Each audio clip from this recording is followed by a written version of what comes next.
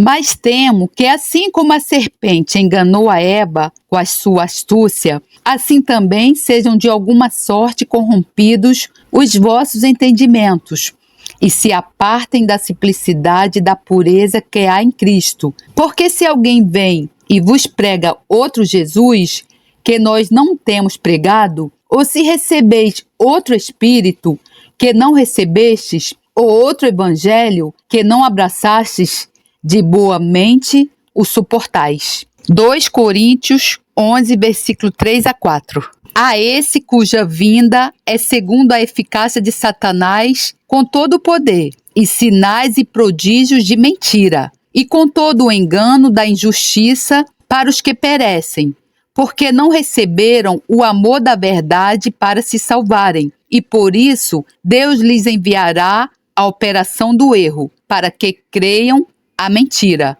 para que sejam julgados todos os que não creram a verdade, antes tiveram prazer na iniquidade. 2 Tessalonicenses 2, 9 a 12. O que é a verdade? De Derek Prince. Parte 1. O tema desse estudo é uma pergunta muito penetrante. O que é a verdade? Talvez uma maneira de entender as suas implicações seria considerar algumas das possíveis palavras opostas à verdade. Palavras como erro, engano, falsidade. Obviamente, não queremos ficar apanhados em nenhum desses opostos. Não queremos estar errados. Não queremos ser enganados. Não queremos viver uma vida que de alguma forma esteja baseada em falsidade. Porque se nos encontrarmos nessa situação, o fim será decepção, frustração e destruição. Portanto, precisamos mesmo saber o que é a verdade. A verdade é algo que abrange a totalidade da experiência humana. Ouvi uma pessoa fazer uma observação sobre algo que ouviu dizer. O que disse foi: isso é verdade, mas não é a verdade. Entende o que ele quis dizer? É verdade no seu contexto, mas em relação à totalidade do universo e à totalidade da nossa experiência, não se encaixa com tudo. Então é verdade, mas não é a verdade. Então voltamos a essa pergunta. O que é a verdade? Essa pergunta foi feita por muitas pessoas diferentes em muitos contextos diferentes. O contexto que nós iremos usar agora para analisar essa questão é um dos confrontos mais dramáticos e significativos registrados na história da humanidade. Jesus está sendo examinado por Pôncio Pilatos sobre a acusação de ele se ter levantado como rei dos judeus. Na sua resposta, Jesus concentra-se na questão da verdade. Lemos isso no Evangelho de João, capítulo 18, versículo 33 a 38. Pilatos, pois, tornou a entrar no pretório, chamou a Jesus e perguntou-lhe: És tu o rei dos judeus? Respondeu Jesus: Dizes isso de ti mesmo, ou foram outros que te disseram de mim? Replicou Pilatos: Porventura sou eu judeu? O teu povo e os principais sacerdotes entregaram-te a mim. Que fizeste? Respondeu Jesus: O meu reino não é deste mundo. Se o meu reino fosse deste mundo, pelejariam os meus servos para que eu não fosse entregue aos judeus. Entretanto, o meu reino não é daqui. Perguntou-lhe, pois, Pilatos: Logo tu és rei? Respondeu Jesus: Tu dizes que eu sou rei. Eu para isso nasci e para isso vim ao mundo, a fim de dar testemunho da verdade. Todo aquele que é da verdade ouve a minha voz. Perguntou-lhe Pilatos: Que é a verdade? Não sabemos com que tom de voz Pilatos fez essa pergunta final. Ele estaria a ser cínico? Ele estaria tomando a posição de um homem típico deste mundo? Um homem preocupado com a política, com as coisas práticas, não com questões filosóficas abstratas? Ou era talvez, como muitas pessoas naquela situação, naquela época, um filósofo? Ele havia sido influenciado pela filosofia grega. Antes de me tornar um cristão, essa era a minha especialidade no estudo, a filosofia grega. Então, quando eu encontro algo que se relaciona com esse campo, sempre me chama mais atenção. De qualquer forma, Pilatos, num certo sentido, atentou o que Jesus estava dizendo com uma pergunta: o que é a verdade? O que é a verdade? Parece uma questão muito simples, mas sei que os filósofos, até hoje, nunca chegaram a uma definição satisfatória de o que é a verdade. A pergunta de Pilatos, embora pareça tão simples, na verdade, nunca foi respondida satisfatoriamente, meramente no nível da razão e compreensão humana. A importância da verdade. Através deste confronto entre Jesus e Pilatos, quero salientar quanta importância Jesus atribuiu à verdade. Voltemos às palavras que ele disse: Tu dizes que sou rei. De fato, por esta razão, nasci, e para isto vim ao mundo, para testemunhar da verdade. Todos os que são da verdade me ouvem. João 18:37. Para esse propósito, Jesus nasceu. Para esse propósito, ele veio ao mundo, para dar testemunho da verdade. Isso, obviamente, dá à verdade a mais tremenda importância. Foi um dos grandes objetivos com os quais Jesus veio. E então ele diz: quando ouve a verdade, isso vai revelar e fazer algo em si que indicará onde está em relação à verdade. Todo aquele que é da verdade ouve a minha voz. Um dos grandes objetivos com os quais Jesus veio ao mundo: dar testemunho da verdade. O que Jesus está sugerindo é que o mundo precisa ter a verdade identificada. Precisamos saber, no meio da nossa confusão, o que é a verdade. Precisamos ter algo firme a que possamos agarrar e dizer: esta é a verdade. É real, majestoso para defender a verdade. Tenho mais 2 comentários que gostaria de fazer sobre esse confronto entre Pilatos e Jesus. Com base no que o próprio Jesus disse a Pilatos, podemos concluir que é real a atitude de um rei para defender a verdade. A pergunta era: então, você é rei? Jesus respondeu: de fato, por esta razão, nasci e para isto vim ao mundo, para testemunhar da verdade, algo que me comove profundamente. É real, para dar testemunho da verdade. No certo sentido, essa questão do que é a verdade revela o que é real na natureza humana. É covarde comprometer. Não é digno de um rei, de um governante escolhido com o propósito de dirigir os assuntos da humanidade. Não é digno ter medo de defender a verdade. Penso que isso foi o problema de Pilatos. Ele não queria comprometer-se com a verdade. Ele era um governante, o responsável, mas quando confrontado com essa questão, não gostou. Mas Jesus disse: eu sou um rei e como rei estou aqui para dar testemunho da verdade. Eu defendo a verdade, não abro mão. Jesus sabia muito bem que ao confirmar que era rei, isso lhe custaria a vida, mas ele não se iria desviar 1 milímetro da verdade sob pressão política ou sob qualquer outro tipo de pressão. Deixe-me dizer novamente, deixe-me enfatizar isso. É real para defender a verdade. É indigno e covarde comprometer essa questão do que é a verdade. É real para defender a verdade. É indigno e covarde comprometer no que é a verdade. A verdade estava diante de Pilatos. E então, um comentário final que é realmente penetrante. Naquele momento em que Pilatos fez a pergunta: o que é a verdade? A verdade estava ali diante dele, na pessoa de Jesus. Será que ele se apercebeu disso? Quando Pilatos fez a pergunta, ele foi provavelmente pela primeira vez na vida confrontado com a verdade total na pessoa de Jesus. Por que é que fez a pergunta? A minha resposta é: a sua pergunta foi uma evasão. Ele não perguntou porque queria saber a verdade. Ele perguntou porque queria evitar confrontar a verdade. Vamos ler o que o Pilatos fez a seguir. Quando Pilatos percebeu que não estava obtendo nenhum resultado, mas pelo contrário, estava se iniciando um tumulto, mandou trazer água. Lavou as mãos diante da multidão e disse: estou inocente do sangue deste homem. A responsabilidade é de vocês. Mateus 27:24. Quero dizer que lavar as mãos não ilibou Pilatos da sua responsabilidade, tal como não vai livrar a si ou a mim da nossa responsabilidade. Quando formos confrontados com a verdade, não adianta dizer: não quero envolver-me, não quero comprometer-me. Lavo as minhas mãos, ficarei à margem. Não vou aceitar a responsabilidade. Isso não é aceitável.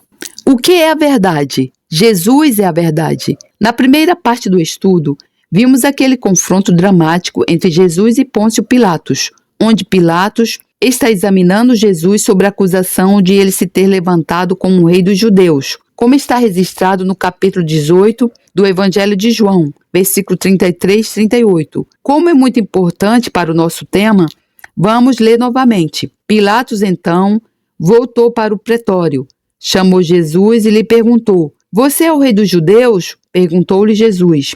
"Essa pergunta é tua ou outros te falaram a meu respeito?"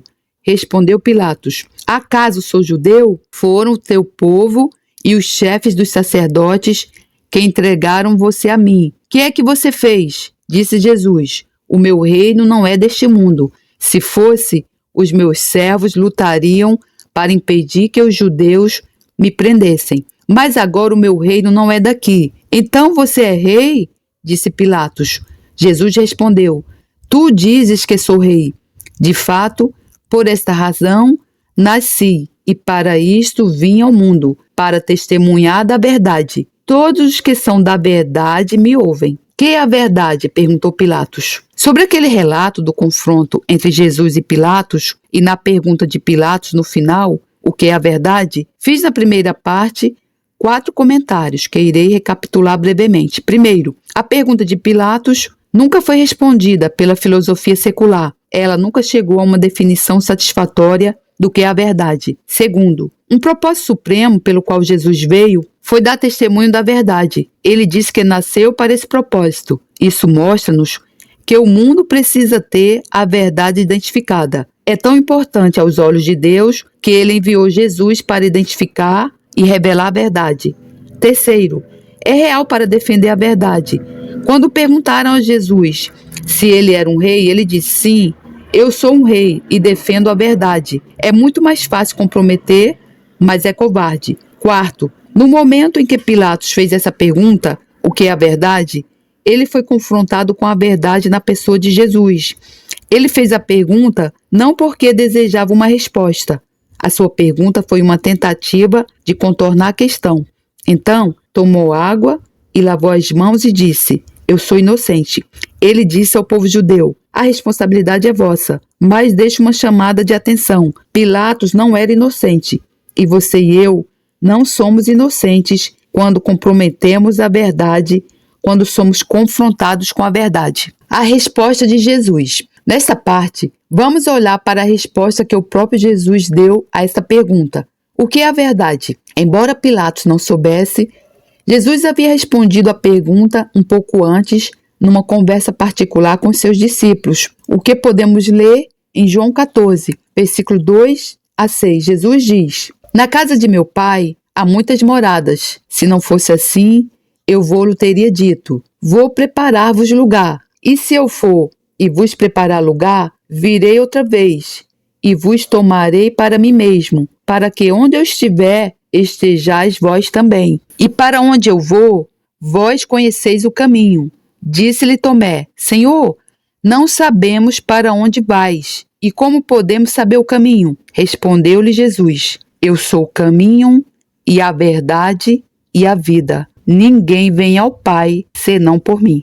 Jesus disse aqui sobre si mesmo 3 coisas: eu sou o caminho, eu sou a verdade e eu sou a vida. Ele apresentou-se como resposta completa e final. Você quer saber para onde ir? Eu sou o caminho. Quer saber no que acreditar? Eu sou a verdade. Quer saber como viver? Eu sou a vida. Eu sou a resposta para essas perguntas. Jesus apresentou-se como a resposta completa e final. A verdade é uma pessoa, não uma abstração. Nós iremos concentrar-nos na parte "eu sou a verdade." Pilatos disse: "O que é a verdade?"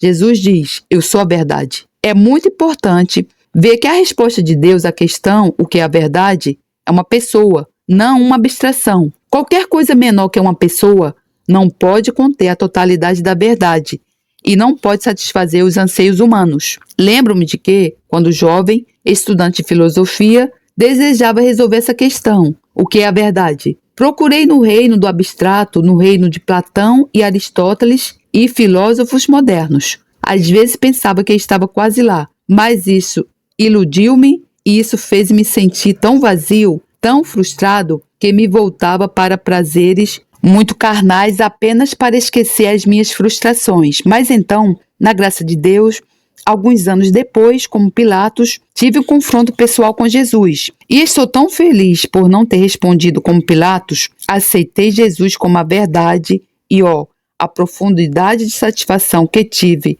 ao conhecer a verdade numa pessoa, sabe?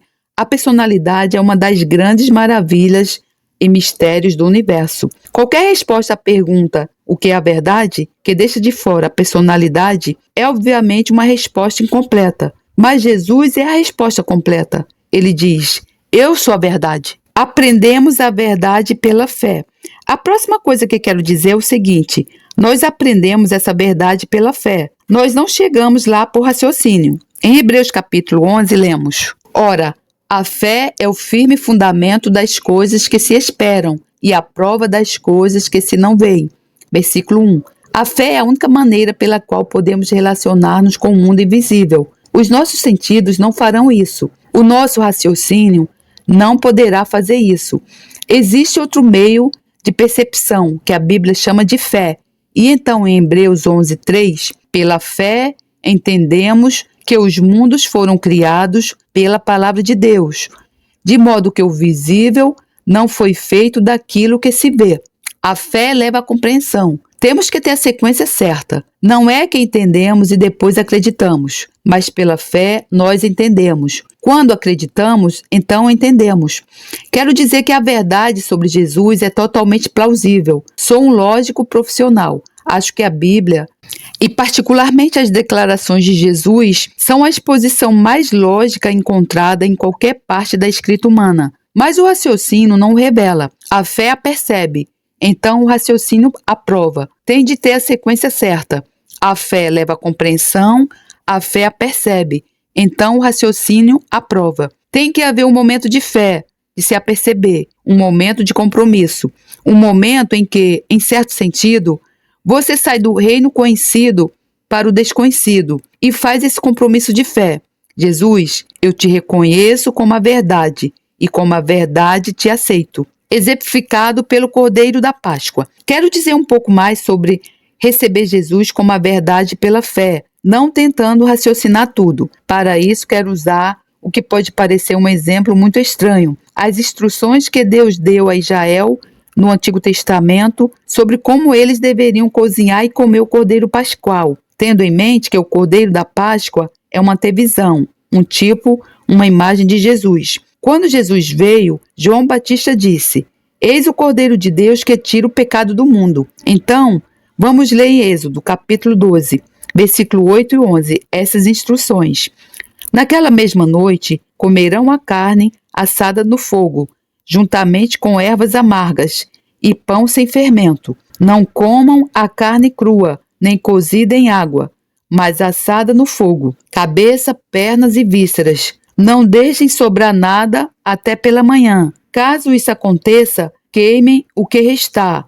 Ao comerem, estejam prontos para sair. Cinto no lugar, sandálias nos pés e cajado na mão. Comam apressadamente. Esta é a Páscoa do Senhor. Temos 5 pontos aqui para ajudar-nos a entender o que significa aceitar Jesus pela fé. Primeiro de tudo, o cordeiro tinha que ser assado na sua totalidade com fogo. Assar, eu entendo ser um ato de adoração. É o fogo da adoração. Quando confrontados com a verdade, chega um momento em que temos que reconhecer Deus na verdade com adoração. Em segundo lugar, tinha que ser comido com ervas amargas, que fala de tristeza, segundo Deus, por todos os nossos erros e pelo nosso passado desperdiçado. Terceiro, tinha que ser comido com pão sem fermento. E o Novo Testamento nos diz que o pão sem fermento fala de sinceridade e abnegação. Em quarto lugar, nada deveria ser deixado até amanhã. É assim que precisamos aprender a verdade. Nós não podemos aceitá-la pouco a pouco. Não podemos dizer: aproveitarei, aceitarei esta parte e deixarei aquela, e pensarei naquela e verei se é aceitável. Há um ponto em que temos que aceitar a verdade na sua totalidade. Nós a assamos com fogo, não deixamos nada até amanhã. E ponto 5, teve que ser comido às pressas. Houve um elemento de urgência. Não podemos andar com hesitações. Nós nem sempre temos a verdade na nossa frente. Há momentos em que somos confrontados pela verdade. E esses são os momentos decisivos nas nossas vidas. E temos que tomar uma decisão. Não podemos adiá-la. Resumindo: 1. Assado com fogo, que é adoração. 2. Ervas amargas, que é tristeza segundo Deus. 3. Pão sem fermento. Isso é sinceridade e abnegação. 4. Não deixe nada até amanhã.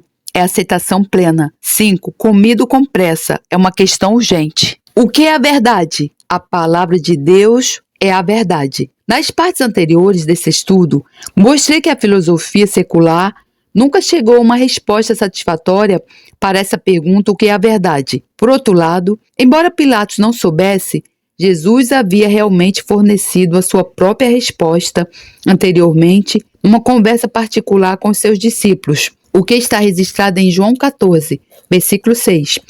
Disse-lhe Jesus: eu sou o caminho e a verdade e a vida. Ninguém vem ao Pai senão por mim. Jesus apresentou-se com uma resposta plena e toda suficiente. Quer saber para onde ir? Eu sou o caminho. Quer saber em que acreditar?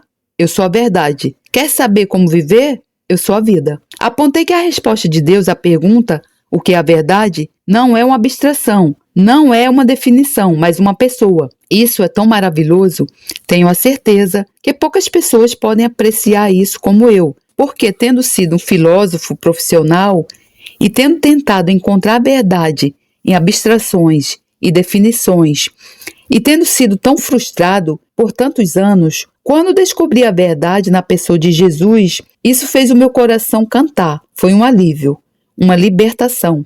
Então, deixe-me dizer isso de novo. Qualquer coisa menor que uma pessoa não pode conter a totalidade da verdade, porque a personalidade é uma parte importante do que encontramos no universo. E qualquer coisa menos que uma pessoa não pode satisfazer os anseios humanos. A segunda resposta à pergunta: o que é a verdade? Desta parte do estudo, vou compartilhar consigo outra maneira em que Jesus forneceu uma resposta a essa pergunta: o que é a verdade? Essa segunda resposta que Jesus deu não é inconsistente com a primeira, mas é necessária para que possamos, na verdade, entender a primeira resposta plenamente e aplicá-la. A palavra de Deus é a verdade. Esta segunda resposta de Jesus sobre a verdade encontra-se numa oração que ele orou e que está registrada em João 17:17.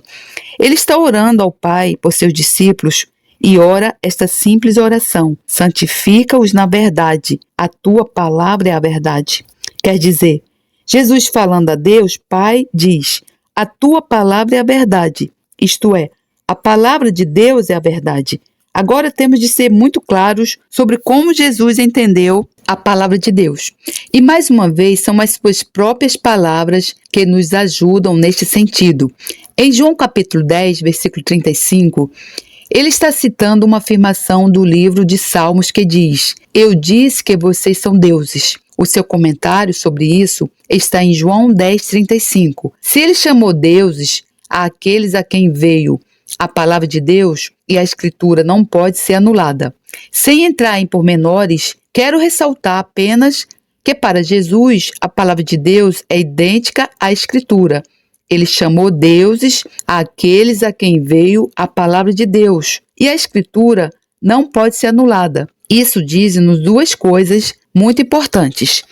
A palavra de Deus é a Escritura e, segundo, a Escritura ou a palavra de Deus não pode ser anulada. Ela é absolutamente autoritária, é uma autoridade incontestável. Então vemos, colocando essas duas declarações de Jesus juntas, que Jesus é a verdade, mas a palavra de Deus, as Escrituras, é também a verdade. O que precisamos entender e que é de vital importância para nós é que esses dois sempre concordam. Jesus e as Escrituras estão sempre em perfeita harmonia. Jesus e as Escrituras estão sempre em perfeita harmonia. Jesus é a palavra. De fato, um dos grandes títulos de Jesus é a palavra, ou a palavra de Deus.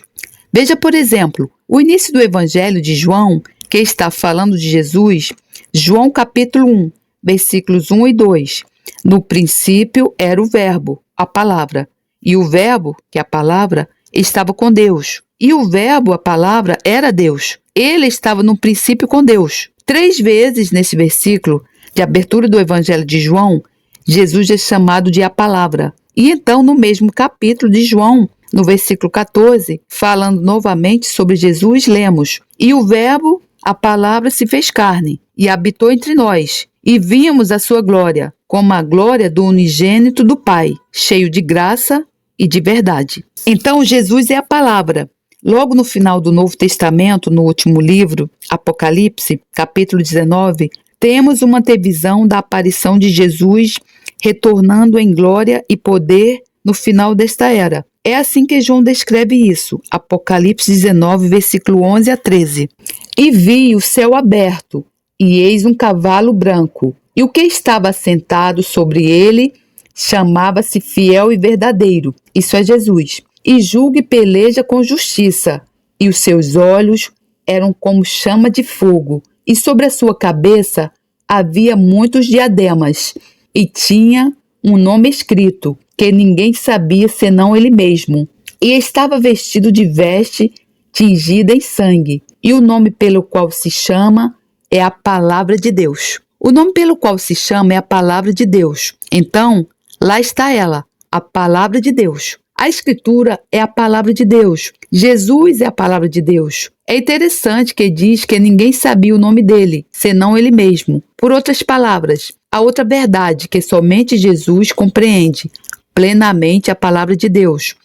Ele e as Escrituras estão em total harmonia e total concordância. Ele é a interpretação, ele é o cumprimento, ele é a resposta. Os dois sempre concordam. Deixe-me apontar apenas mais uma coisa interessante. Quase todas as Escrituras que eu usei para responder à pergunta o que é a verdade, incluindo a Escritura que fez a pergunta, são retirados dos escritos de um homem, o apóstolo João. É espantoso quando se começa a investigar esse tema específico da verdade, como quase sem exceção será direcionado para os escritos de João. Este foi um dos grandes temas de João. E mais uma vez, sinto-me tão perto dele a esse respeito, porque isso foi por muitos anos a minha busca. O que é a verdade? E que alegria é encontrar um homem que compartilhou a mesma busca e encontrou a mesma resposta. Glórias a Deus, louvado seja o nosso Senhor. A importância da dupla resposta. Temos visto 2 respostas para a pergunta, o que é a verdade? Ambas dadas na Bíblia. A primeira resposta é que Jesus é a verdade. A segunda resposta é a palavra de Deus. A Escritura é a verdade. Agora quero mostrar-lhe uma implicação muito importante dessa resposta dupla à pergunta. Quero mostrar como isso nos protegerá contra o engano. Jesus é a verdade e a palavra de Deus é a verdade. Esta resposta dupla nos protegerá contra o engano. Vamos ler uma passagem nos escritos de Paulo 2 Coríntios, capítulo 11, versículo 3 e 4. Ele está escrevendo aos cristãos em Corinto e diz: Mas temo que assim como a serpente enganou a Eva com a sua astúcia, assim também sejam de alguma sorte corrompidos os vossos entendimentos e se apartem da simplicidade e da pureza que há em Cristo. Porque se alguém vem e vos prega outro Jesus que nós não temos pregado, ou se recebeis outro Espírito que não recebestes, ou outro Evangelho que não abraçastes, de boa mente o suportais. 3 formas de engano. Paulo estava muito preocupado com os cristãos em Corinto não serem enganados. Ele estava advertindo-os contra o engano e disse, em essência, 3 maneiras diferentes, mas relacionadas, em que vocês poderiam ser enganados. Vocês poderiam começar a acreditar no outro Jesus. Vocês poderiam receber um espírito diferente daquele que receberam. Ou vocês poderiam aceitar um evangelho diferente. Então, há essas 3 possibilidades de engano. Um outro Jesus, um espírito diferente ou um evangelho diferente. Como podemos ser protegidos contra esses enganos? A resposta é pela Escritura. Temos que ter em mente que o verdadeiro retrato de Jesus é dado na Escritura. E se aceitarmos o retrato de Jesus da Escritura, não seremos enganados. Mas quero avisá-lo que há muitas pessoas hoje em dia que estão sendo atraídas a acreditar no outro Jesus. Alguém que deveria ser Jesus de Nazaré, mas ele não responde à descrição dada nas Escrituras. Portanto, temos que colocar essas duas afirmações lado a lado. Jesus é a verdade e a Escritura é a verdade. Por que tipo de outro Jesus estão a ser atraídas? Deixe-me dar-lhe muito brevemente 3 apresentações enganosas de Jesus. O primeiro é um Jesus sentimental, todo amor e nenhum julgamento. Deus te ama e está tudo bem e aceitamos tudo. Isso não tem nada a ver com o que Jesus disse. De fato, Jesus tão fortemente acreditou no julgamento de Deus que ele morreu para nos salvar do julgamento de Deus. Então, esse é um Jesus falso. Um segundo falso Jesus é uma espécie de Jesus com um pé no oculto e no metafísico. Uma espécie de super guru que tem muitas respostas místicas. Jesus era muito prático, muito realista e estabeleceu um padrão bem definido de retidão, pureza e santidade práticas. Então, essa versão oculta é outro Jesus. É a Escritura que nos guarda de sermos enganados. E então uma terceira imagem de Jesus como um revolucionário marxista, alguém que vai invadir as cidades dos fortes e ricos e distribuir as suas riquezas para os pobres. Agora a Bíblia se preocupa muito com os pobres, mas Jesus não era marxista. A verdade está centrada em Jesus, mas está em Jesus conforme atestado pelas Escrituras. Alguém disse sobre essa versão marxista de Jesus: não é uma revolução violenta de que precisamos, mas uma revelação amorosa. O que é a verdade? O Espírito da verdade. No nosso estudo, o que é a verdade, já vimos 2 maneiras diferentes em que a Bíblia responde a essa pergunta. A primeira está em João 14, versículo 6. Jesus diz: eu sou o caminho, a verdade e a vida. Jesus aí apresenta-se como a resposta dizendo: eu sou a verdade. Mas um pouco mais tarde, em João capítulo 17, versículo 17, ao orar ao Pai, Jesus diz: santifica-os, os seus discípulos. Na verdade, a tua palavra é a verdade. Assim vemos que a verdade é encontrada na pessoa de Jesus, mas também é encontrada na palavra de Deus, a Escritura. Por outras palavras, a verdade é encontrada em Jesus como atestado pela Escritura. É o retrato da Escritura de Jesus que nos dá a verdade sobre Jesus, que é a verdade. É o retrato da Escritura de Jesus que nos dá a verdade sobre Jesus, que é a verdade. E apontei que hoje em dia, muitos estão apresentando o que Paulo chamou de outro Jesus, um Jesus que não é atestado pelas Escrituras. Dei 3 exemplos que mencionei brevemente: o Jesus sentimental, todo amor, nenhum julgamento; o Jesus oculto, uma espécie de super guru, ou um revolucionário marxista. Nenhum desses é o retrato bíblico de Jesus. Então, ao considerar Jesus a verdade, temos que saber como a Escritura apresentou Jesus. A terceira coordenada da verdade. Nesta 4ª parte do estudo, vou compartilhar consigo mais uma maneira de responder à nossa pergunta: o que é a verdade? Vou mostrar-lhe o que eu chamo de a terceira coordenada da verdade. O primeiro é Jesus, o segundo é a Escritura, o terceiro é o Espírito Santo. Isto é o que João, e note novamente, é João que está escrevendo sobre a verdade. O apóstolo João, na sua primeira epístola, capítulo 5, versículo 6, falando sobre Jesus, disse isso: este é aquele que veio por água e sangue, isto é, Jesus Cristo, não só por água, mas por água e sangue. E o Espírito é o que testifica, porque o Espírito é a verdade. Veja, o Espírito, esse é o Espírito Santo, o Espírito de Deus é a verdade. Então, essa é a terceira coordenada. Primeira, Jesus é a verdade. Segunda, a Escritura é a verdade. Terceira, o Espírito Santo é a verdade. O que temos que ver é que cada um atesta os outros 2. Jesus é atestado pela Escritura. A Escritura é atestada pelo Espírito Santo. Sabe, há muitos pregadores que citam muitas Escrituras, mas nem sempre apresentam a verdade. Eles podem ter motivos que são impuros. Eles podem ser motivados pela luxúria ou pela ganância, ou podem ter algum espírito de engano. Nem sempre estou preparado para aceitar como sendo a verdade, algo que está cheio de escrituras.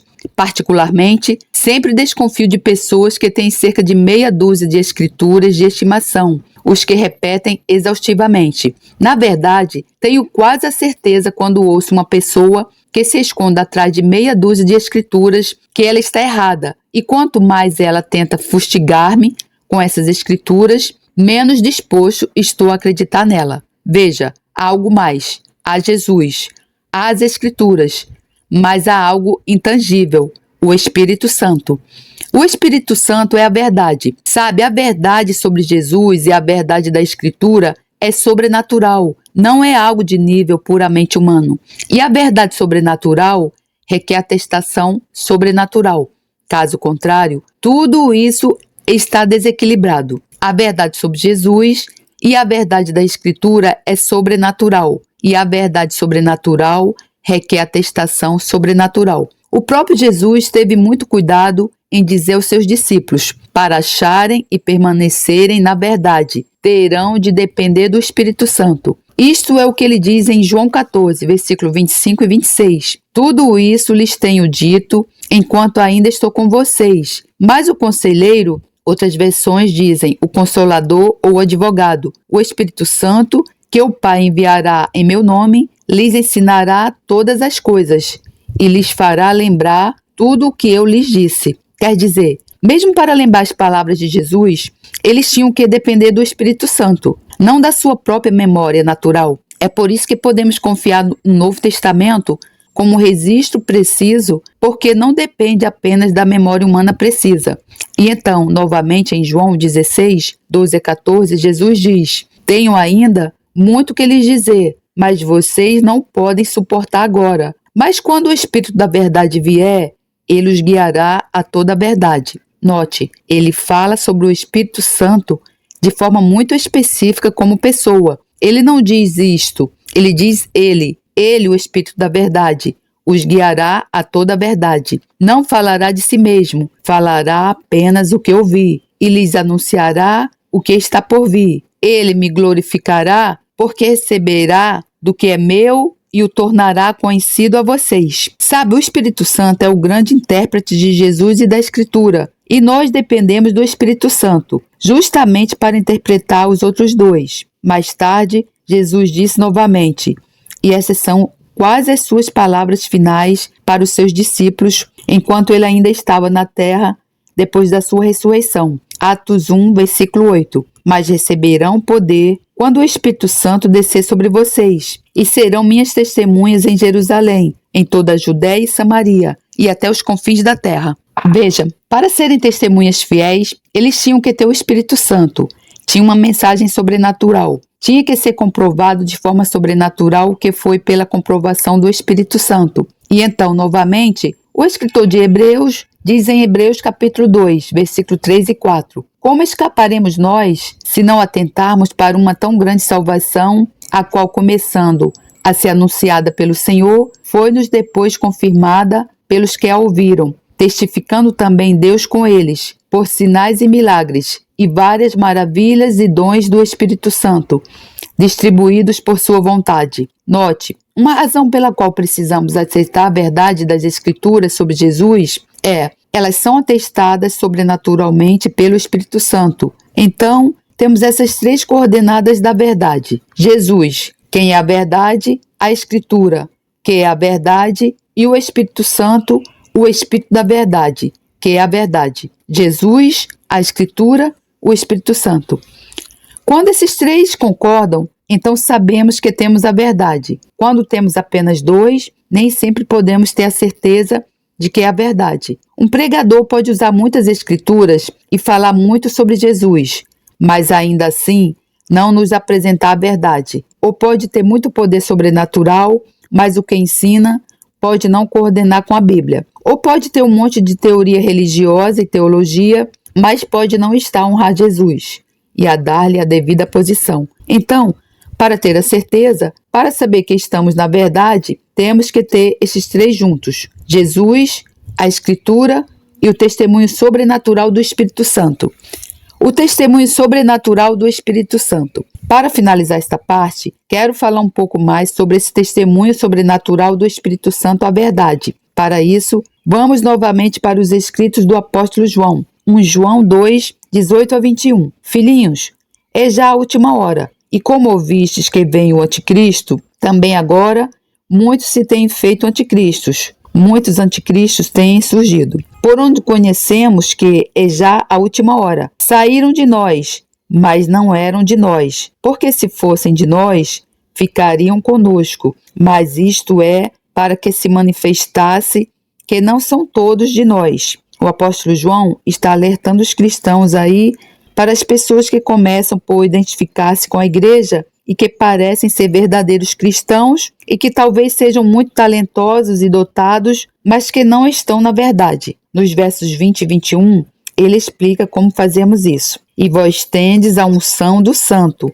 e sabeis todas as coisas. Não vos escrevi porque não soubesseis a verdade, mas porque a sabeis. E porque nenhuma mentira vem da verdade. João diz que você será confrontado de vez em quando com mentirosos e enganadores. Mas não precisa ser enganado porque tem essa unção do Espírito Santo.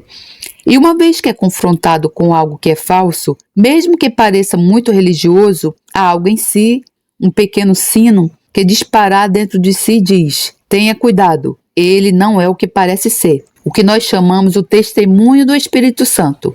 Não é algo opcional, querido irmão, querida irmã. É algo que todos nós precisamos, especialmente nesses dias em que o engano prolifera de todos os lados. A unção do Espírito Santo habita em nós. Precisamos ter essa unção permanente.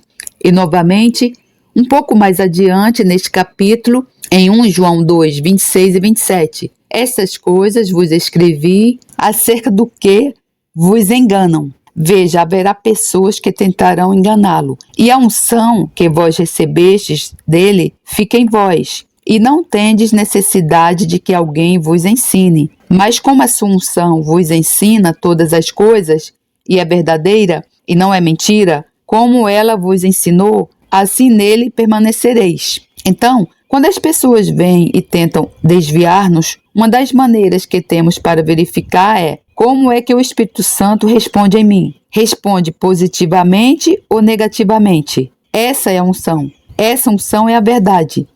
Ela dará testemunho da verdade e rejeitará o erro. João diz de forma muito simples, mas tão prática.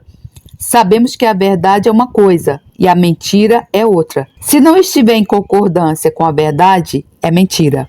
E assim, temos essas 3 coordenadas que Deus nos deu para ter absoluta certeza: Jesus, a Escritura e o Espírito Santo. O que é a verdade? Como responder à verdade? Nas partes anteriores deste estudo, olhamos sucessivamente para o que chamei de as 3 coordenadas da verdade. Primeiro, Jesus. Segundo, a Escritura. E terceiro, o Espírito Santo. E apontei que precisamos ter os 3 em harmonia uns com o outro. Há pessoas hoje que estão pregando uma versão de Jesus que não é bíblica, o que Paulo chama de outro Jesus. Então, quando ouvimos pregar sobre Jesus, precisamos verificar isso com as Escrituras.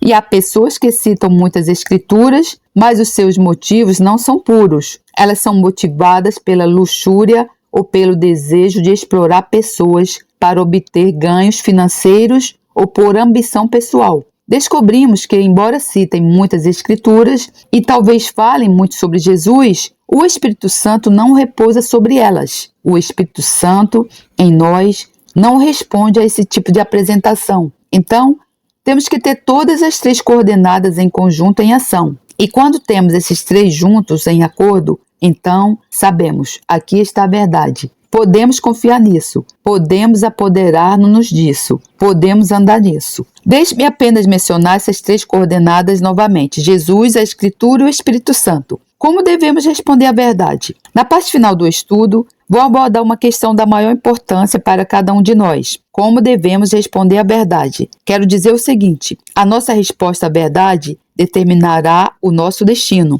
A nossa resposta à verdade determinará o nosso destino. Não é uma questão pequena, é uma questão da importância mais vital e, na verdade, eterna para cada um de nós. Como responderemos à verdade quando formos confrontados com ela. Quero dizer, não podemos dar-nos ao luxo de fazer o que Pilatos fez. Lembra-se o que Pilatos fez? Ele perguntou, o que é a verdade? E então ele pediu uma bacia de água e lavou as mãos e disse, isso não é da minha responsabilidade, é responsabilidade de outra pessoa. Mas não se livrou assim. Não foi exonerado apenas lavando as mãos em público. Nós não podemos fazer cedências, negociar. Temos que responder de uma forma ou de outra. Não há neutralidade quando somos verdadeiramente confrontados com a verdade. Uma advertência solene. Quero agora compartilhar consigo outra advertência solene contra o engano. No Novo Testamento, que encontramos em 2 Tessalonicenses capítulo 2, versículos 7 a 12. Isto é o que Paulo diz, e verá que é uma advertência muito solene e séria contra o engano. Ele diz o seguinte, porque já o mistério da injustiça opera, somente há um que agora o retém até que do meio seja tirado, e então será revelado o iníquo, a quem o Senhor desfará pelo assopro da sua boca e aniquilará pelo esplendor da sua vinda. A esse cuja vinda é segundo a eficácia de Satanás, com todo o poder, e sinais e prodígios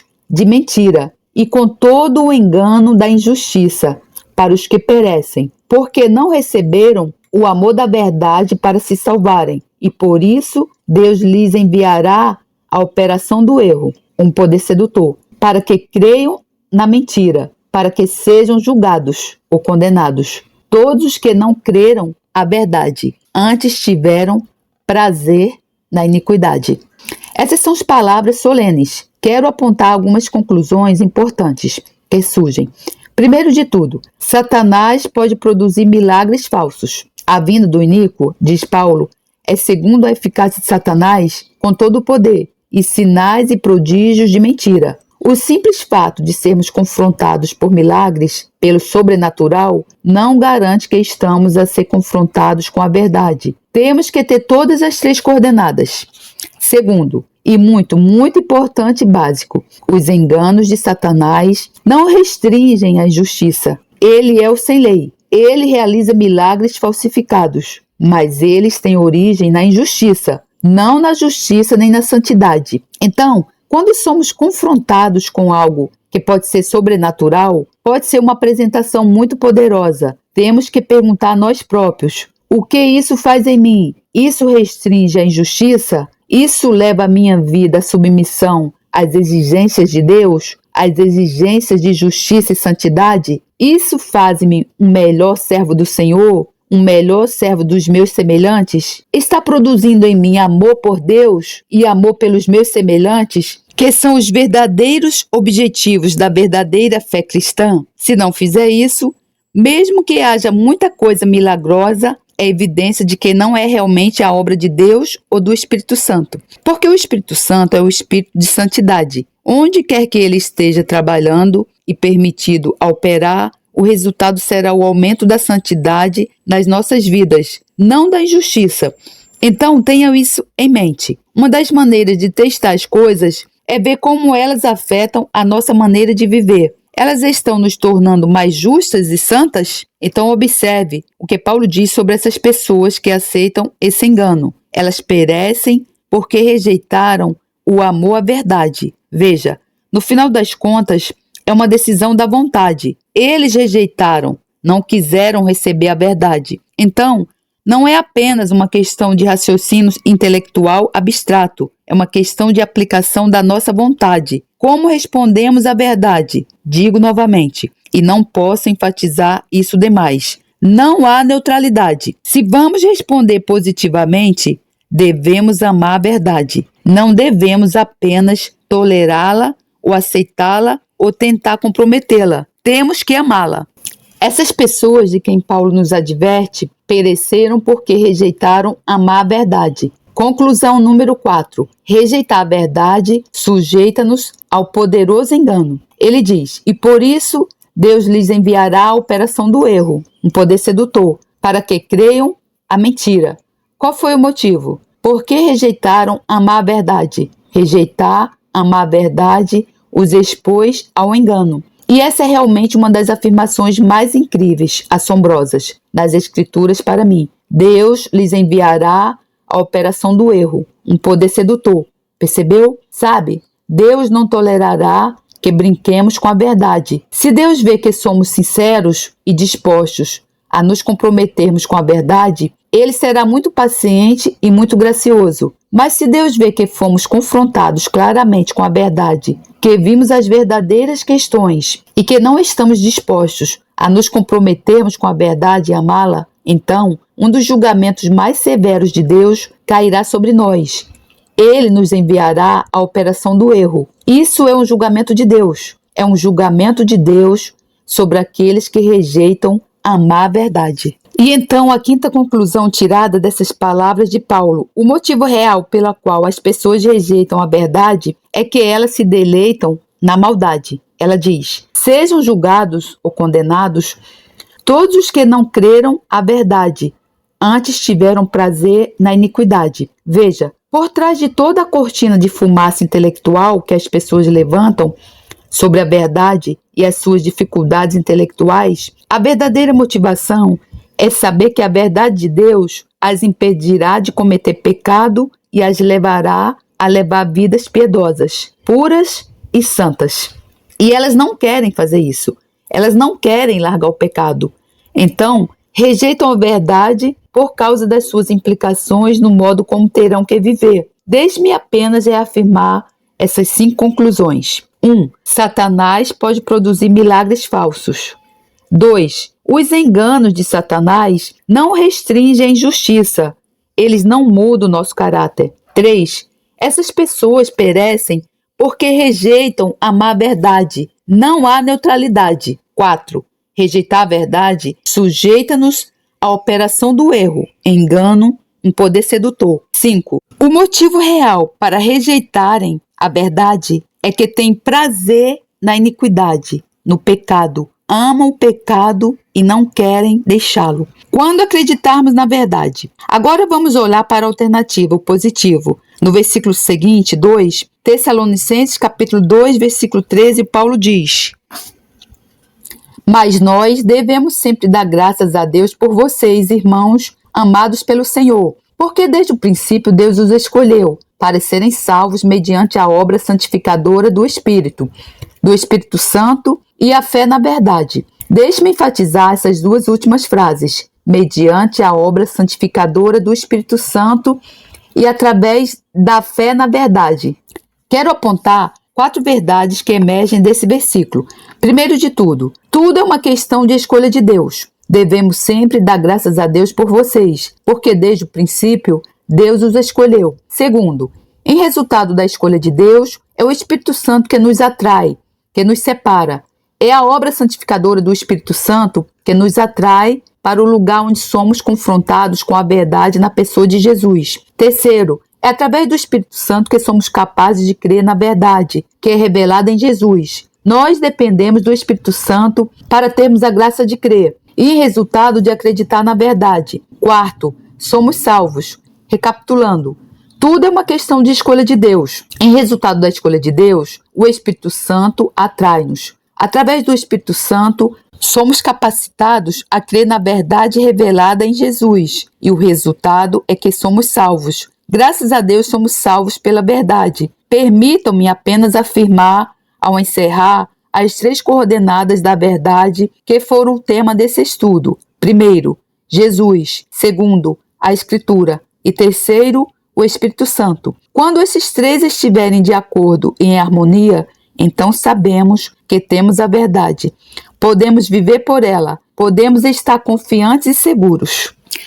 Graças a Deus, obrigada Senhor Jesus por mais esse ensino. E conheceis a verdade e a verdade vos libertará. Então, irmão, como nós podemos nos livrar do julgamento de Deus? Para que Ele não mande um espírito de engano, para nos deixar no engano e no erro. Amando a verdade. Irmão, e você quando vê uma pessoa, um irmão, no erro, no engano, você precisa demonstrá-lo, falar a verdade para ele. Porque o sangue desse irmão vai ser cobrado. Você não pode deixar seu irmão no erro. Por mais que ele não goste, eles não gostam da verdade. Eu fiz isso, vou contar meu testemunho. Eu fiz isso com alguns parentes que estão no engano. Eles estão congregando em seitas. Seitas como Testemunho de Jeová, Congregação Cristã do Brasil, Adventista, Universal. Isso não são congregações verdadeiras. É só você fazer uma análise aqui do que o irmão ensinou. Principalmente naqueles locais onde os líderes, eles pregam por objetivos pessoais, gananciosos. Então, irmão, por mais que você veja um irmão no engano e você diga assim, eu não vou falar nada porque ele vai ficar chateado, você precisa fazer isso, irmão. Eu fiz isso. A minha irmã não gostou quando eu falei, irmã, tu tá no pecado, você tá na fornicação, você precisa casar. Ela vai para a igreja, mas ela mora junto. Eu falei, irmã, isso é pecado. Ela não gostou. Mas eu falei, porque Deus vai cobrar isso de mim. Então, irmão, por que eu estudo? Porque eu tenho amor pela verdade, porque eu não quero esse julgamento de Deus na minha vida. Então, o que você precisa fazer? Você precisa ler sua Bíblia todo dia, irmão. Não se deixe enganar. Você precisa ter o amor pela verdade da palavra de Deus. O pastor prega isso, isso e isso. O que você vai fazer? Você vai buscar onde é que está isso na Bíblia. É isso que eu faço, para eu não deixar ser enganada. Ter amor pela verdade. Estudar a palavra de Deus. É como comer e beber. Você não come todo dia, não bebe água? A mesma coisa é a palavra de Deus. É o alimento maior que você precisa, é da palavra de Deus. E aí Deus vai perceber que você tem o amor pela palavra, pela verdade. Ele não vai mandar esse espírito de engano para a sua vida. Então, irmão, e quando alguém estiver pregando, isso já acontece comigo, graças a Deus. Como eu tenho amor pela verdade da palavra, eu busco, eu estudo, todo dia eu estudo. Deus já me deu esse espírito da verdade dentro de mim. Quando eu escuto uma pregação de um pastor, eu não consigo nem mais continuar. O espírito da verdade me revela que aquilo ali não está de acordo com a Escritura. Então, irmão, busque o Espírito Santo de Deus. Mas lembre-se, o Espírito Santo de Deus, ele só habita se você viver uma vida de santidade. Se você, irmão, não largar o pecado, o Espírito Santo não vai habitar numa casa suja, numa casa contaminada, poluída, cheia de pecado. Você precisa limpar a sua casa primeiro, né? Você precisa largar o pecado. O pecado é gostoso? É gostoso, por isso que ninguém quer largar o pecado. Mas, irmão, o pecado, ele só traz destruição. Ele traz morte, destruição para a tua vida, demônios, enfermidades, doenças. Era assim que estava a minha vida. Então, eu deixo aqui meu testemunho, e faço uma oração por todos que escutarem esse áudio, que tenham amor à verdade. A verdade é Jesus Cristo, a palavra de Deus, a Escritura e o Espírito Santo de Deus. Em nome do Senhor Jesus, Senhor, tira todas as pessoas, Senhor, do engano. Todas essas pessoas que escutarem esse áudio, que elas tenham o amor pela tua verdade. Assim como eu adquiri, que elas também adquiram. Para que o teu reino avance e a glória seja dada somente a ti, em nome de Jesus. Amém. Então, amado irmão, vou deixar um versículo bíblico aqui para que você medite nele. A ti, pois, ó filho do homem, te constituí por atalaia sobre a casa de Israel.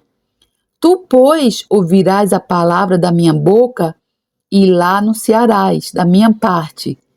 Se eu disser ao ímpio, ó ímpio, certamente morrerás, e tu não falares para desviar o ímpio do seu caminho, morrerá esse ímpio na sua iniquidade, mas o seu sangue eu o demandarei da tua mão. Mas quando tu tiveres falado para desviar o ímpio do seu caminho, para que se converta dele, e ele se não converter do seu caminho, ele morrerá na sua iniquidade, mas tu livraste a tua alma. Ezequiel 33, 7, 9. E ao nosso Senhor Jesus Cristo, profunda honra e esplendorosa glória ao Rei de todos os tempos, Deus único, imortal, invisível, sempre e sempre. Amém. Glórias a Deus, louvado seja o meu Senhor, que a graça do Senhor Jesus Cristo, o amor de Deus e a comunhão do Santo Espírito estejam com todos vocês. Amém. Senhor, quero dar-te graças de todo o coração e falar de todas as tuas maravilhas. Em Em ti quero alegrar-me e exultar, e cantar louvores ao teu nome altíssimo. Quando os meus inimigos contigo se defrontam, tropeçam e são destruídos. Pois defendeste o meu direito e a minha causa, em teu trono te assentaste, julgando com justiça.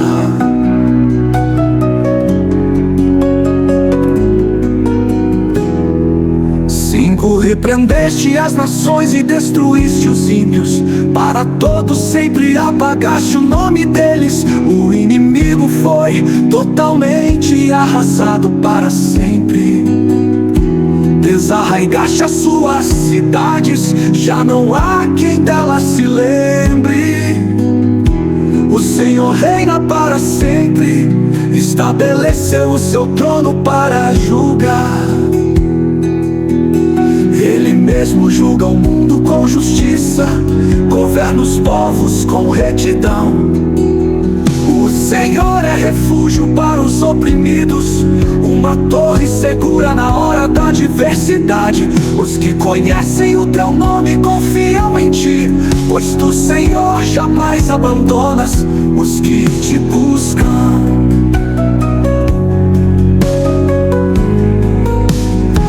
Cantem louvores ao Senhor, que reina em Sião.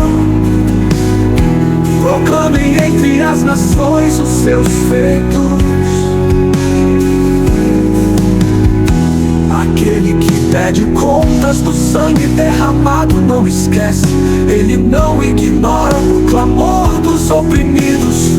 Misericórdia, Senhor, vê o sofrimento que me causa os que me odeiam. Salva-me das portas da morte, para que junto às portas da cidade de Sião eu cante louvores a ti e ali exulte em tua salvação.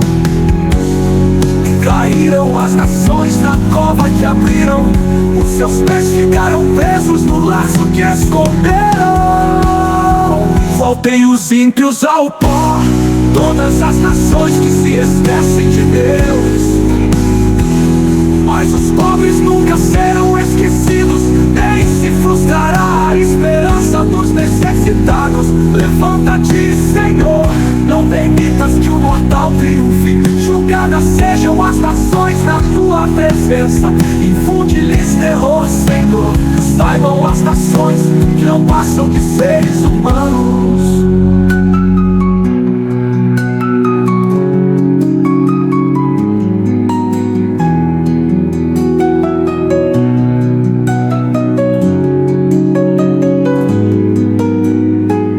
Ele mesmo julga o mundo com justiça, governa os povos com retidão.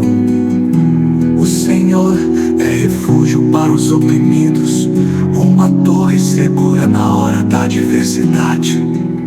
Os que conhecem o teu nome confiam em ti, pois tu, Senhor, jamais abandonas os que te buscam.